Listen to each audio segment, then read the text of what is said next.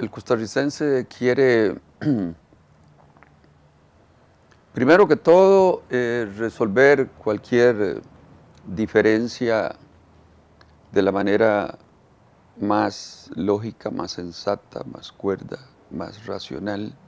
En realidad Costa Rica tiene una larga tradición de respeto al Estado de Derecho. No hay casta militar, no hay oligarquía militar, un clima civilista dominante.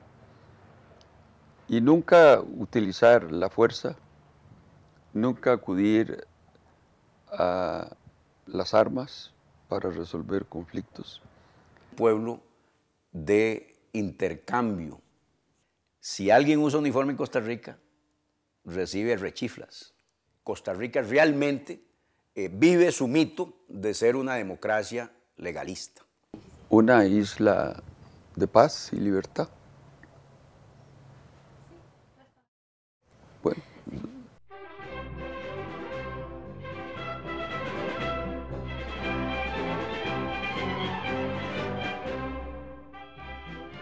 Costa Rica era un país como otros en América Central. Había mucha agitación política y militar, lo que produjo mucha violencia. La lucha por el poder llevó a una guerra civil en 1948, pero ese mismo año Costa Rica hizo historia al abolir su ejército. Estamos en 1948 frente a una guerra civil, y una guerra civil muy violenta, con niveles de violencia que no se encuentran en otras épocas de Costa Rica.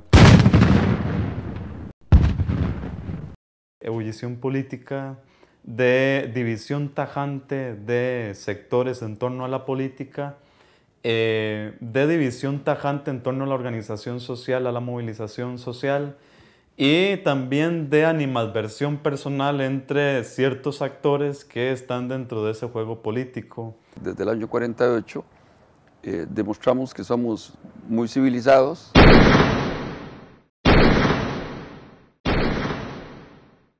Cuando acabamos con el ejército porque sentimos que no lo necesitábamos. Tuvimos un presidente visionario que tuvo el valor, el coraje de decir no necesita Costa Rica ejército.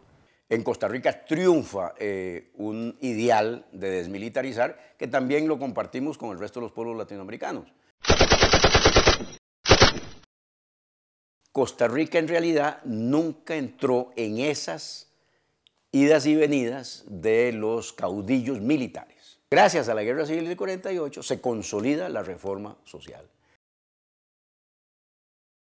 Si gastáramos menos en armas y soldados, posiblemente ya hubiéramos encontrado una cura para el SIDA.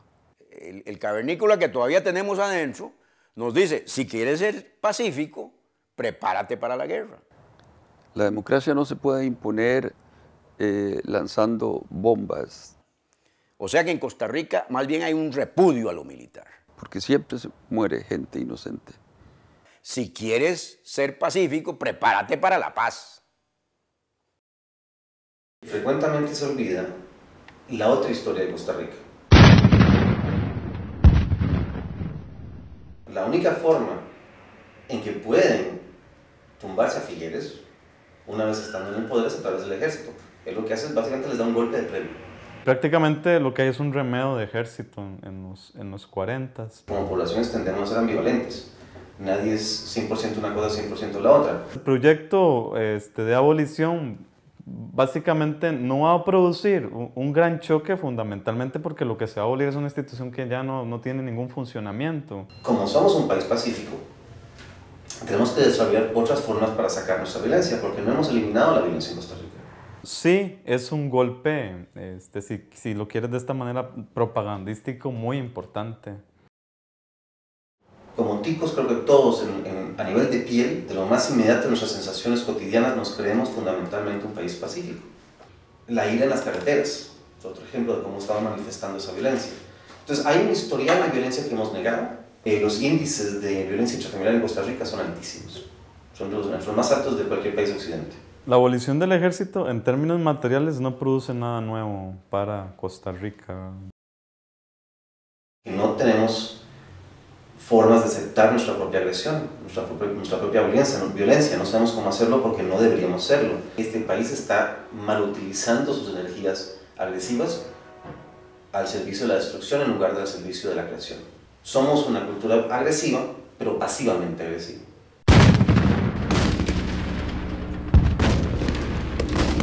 La mejor manera de perpetuar la pobreza en África, en Asia, en América Latina, es gastando en armas y no construyendo las escuelas, los colegios, los hospitales, las carreteras, las viviendas que necesitamos. Se trata de producir felicidad.